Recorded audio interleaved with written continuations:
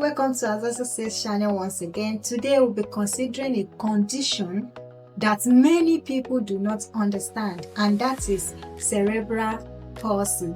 We'll be looking at what it is, the causes, the symptoms, the treatment, and how we can support people diagnosed with cerebral palsy. Now, get your seat closer and let's dive right into it. Cerebral palsy is a group of permanent neurological disorders that affect the ability of a person to move, maintain postures, and control balance. This is as a result of damage to the developing brain, whether it occurs before or during childbirth or early childhood. Now let's look at the causes of cerebral palsy. We have antenatal causes, perinatal causes, and postnatal causes. So what are the antenatal causes? We have poor nutrition, especially to toxins or drugs. We also have infections like rubella or cytomegalovirus during pregnancy, as well as complications during pregnancy. What are the perinatal causes? We have lack of oxygen supply to the brain of the baby during childbirth, prolonged labor or delivery. There is also premature birth or low birth weight. Postnatal causes include brain infections like meningitis and encephalitis. There is also stroke in infancy or pulmonary arrest and head trauma. Now let's look at the types of cerebral palsy. We have 4 types of cerebral palsy, and number 1 is spastic cerebral palsy, and this is the most common type. This is as a result of damage to the cerebral cortex. Now let's look at the functions of cerebral cortex. It helps with our thinking and reasoning. It helps with voluntary movement like walking and sitting. It helps to process sensory information.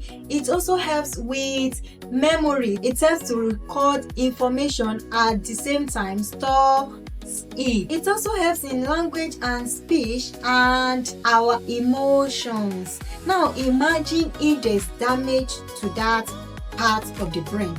You can picture what will happen, right?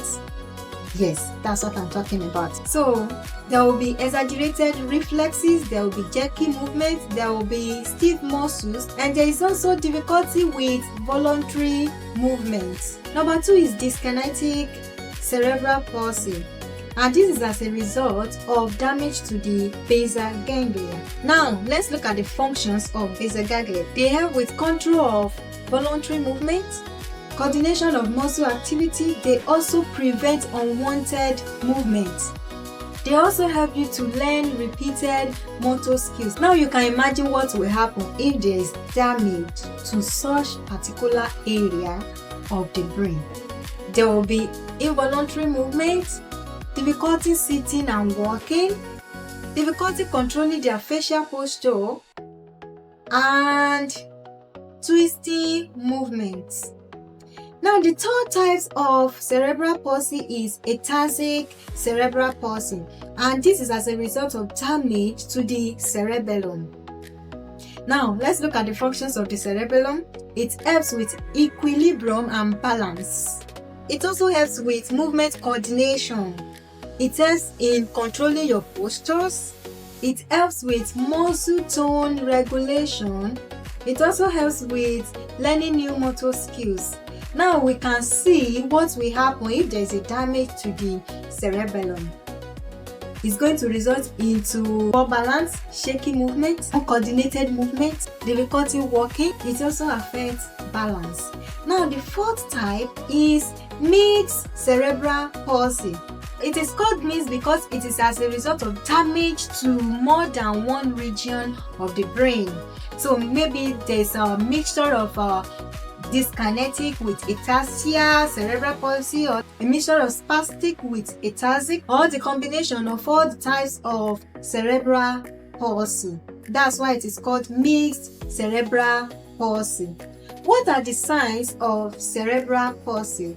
An early sign that a child might have cerebral palsy is difficulty in achieving motor milestones. That is, they have delayed motor skills like walking, sitting, crawling, or standing. There is also muscle stiffness and floppiness. There is difficulty with feeding and swallowing, seizures or epilepsy, poor coordination or poor head control, abnormal postures or movement patterns, involuntary movements, difficulty with speaking. There is also weak muscles. Now let's look at the treatment for cerebral palsy. For now, there is no cure. However, there is treatment that focuses on maximizing independence and the way of life. One treatment is physiotherapy. It focuses on the strength, movement, and balance. There is also occupational therapy. This focuses on improving daily living skills like feeding, dressing, writing. There is also speech and language therapy. This helps with communication and speech. Additionally, don't forget the use of assistive devices. These days there's technology advancement. So we have the use of wheelchairs, we have the use of walkers, and we have the use of communication devices. Now let's look at how best can we support people diagnosed with cerebral palsy. We have inclusive education and individualized learning plans. Some people believe that when a child is diagnosed with cerebral palsy, that's the end, or they don't have any intelligence. That's not always the case. Your child can still go to school, your child can still learn, your child can still achieve his or her dreams. Then another one is accommodations and accessibilities. Like many people diagnosed with CP may be using wheelchairs or assistive devices that can help them to walk. Assuming that a building is only staircase only, so you can imagine that they won't be able to get to their destination. We are pleading that all public places should be accessible to everyone, regardless of their means or modes of transportation. In the accommodation aspect, we need to be patient. We need to show them some respect. We need to encourage independence and do not discriminate. And don't forget to offer help when needed. There's also family support and caregiver education. Don't forget that if you're hiring a caregiver for your child, make sure they receive proper training. I will also admonish everyone to advocate against stigma and discrimination. This will help in making this world a better place. Always aspire to bring out the best in them. Don't look at their limitations. Always look at their strengths. Because disability does not mean inability. Now, in conclusion, cerebral palsy is not the end of somebody's story. It is just the beginning. It is just a way of life. With love, support, and understanding, an individual diagnosed with cerebral palsy can achieve amazing things. Let us choose empathy, let us choose inclusion, and let us choose kindness. A reminder, cerebral palsy is not contagious. Thank you for listening to me, and see you in our next class. Bye bye. See you.